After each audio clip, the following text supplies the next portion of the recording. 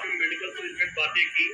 और अगर हम आम मुद्दों की बात करते हैं, आम मुद्दों में सबसे बड़ी चीज है महंगाई। उसको लेकर हर व्यक्ति परेशान रहता है, लेकिन उसके साथ साथ अगर महंगाई बढ़ती है तो कहीं ना कहीं हमारी इनकम भी बढ़ती है, चाहे वो व्यापार हो चाहे वो हमारी नौकरी हो। हमारी तनख्वाहें भी बढ़ती है और हमारी जो है हमारी इनकम भी बढ़ती है। जहाँ तक महंगाई का मुद्दा है, महंगाई कोई बड़ी अहम मुद्दा नहीं है। अहम मुद्दा ये है कि हम विकास की तरफ कर रहे हैं और किस चीज पे इन्वेस्ट कर रहे हो, कहाँ महंगाई बढ़ा रहे हैं, किस चीज पे, है ना। अब ये नहीं है कि अगर आप धर्म को देख करके महंगाई बढ़ा रहे हैं या इस तरह का मुद्दा बढ़ा रहे हैं, वो मायने नहीं रखता है कि क्योंकि हमारा देश जो है ना वो धर्म से नहीं चलता है, देश हमारा संविधान से चलता है। तो ये अब की बार जो सरकार बनेगी भाई साहब, उसमें कोलाहल है।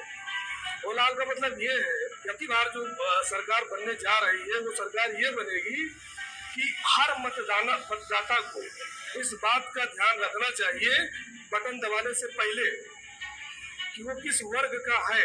अगर ओबीसी का है तो ध्यान से उस बटन को दबाए कि मैं ओबीसी का हूँ, उसे अपने बारे में याद करना चाहिए उसको। अगर वो एससी का बंदा है तो उसको ये याद रहे कि मैं एससी हूँ और बटन दबाने जा रहा हूँ मैं।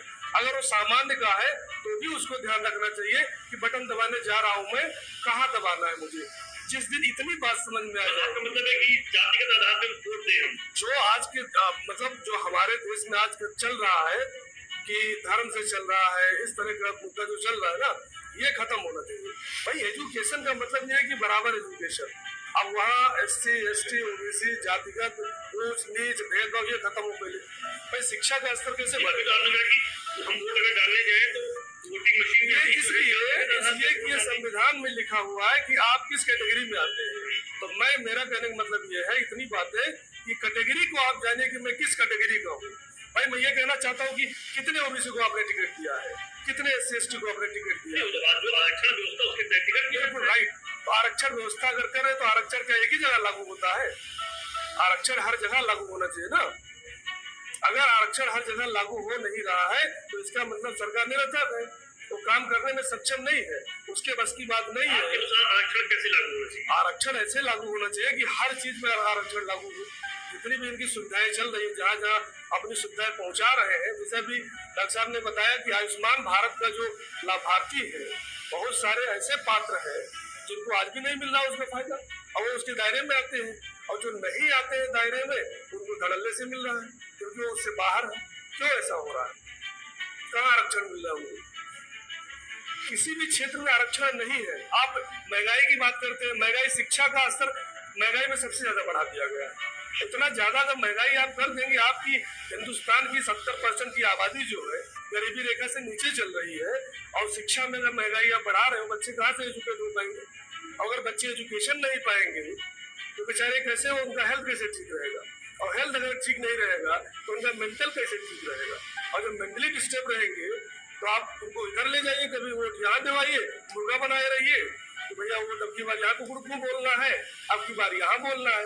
तो मैं सिर्फ जनता को इस बात के लिए ये बताना चाहता हूँ और अपने लोग ये बताना चाहता हूँ कि आप उस दिन ये बात तय करिए कि मैं कौन हूँ, मुझे कितना % का जो आरक्षण मिल रहा है। अगर मैं ओबीसी में आता हूँ, माइनॉरिटी है तो माइनॉरिटी की भी याद रखना चाहिए, एससी एसटी को याद करना चाहिए, सामान्य वर्ग को याद करना चाहिए कि हमारे लिए सरकार क्या कर रही है। भाई या तो आप हटा दीजिए उसको, जो आपने एससी एसटी ओबीसी बनाया हुआ है सामान्य कैटेगरी, तो हटाइए सबको, सब खत्म कर दीजिए आरक्षण।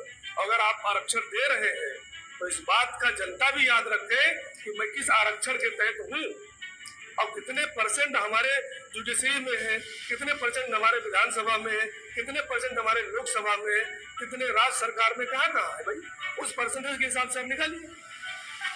अगर आप जातवादी नहीं करना चाहते तो संविधान के हिसाब से लिए आप, अगर आप जातवादी करना चाहते हैं तो वैसे कर लीजिए, तो जनगणना कराइए, फिर जातवादी जनगणना कराइए ना। तो आप जातिवाद जनगणना करा रहे हैं और ना एक कॉन्स्टिट्यूशन को लेके चल रहे हैं, दोनों नहीं चल रहे हैं ना।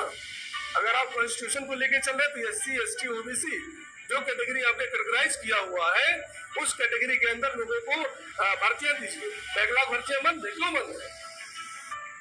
सरकार गूंगी बह रही है क्या?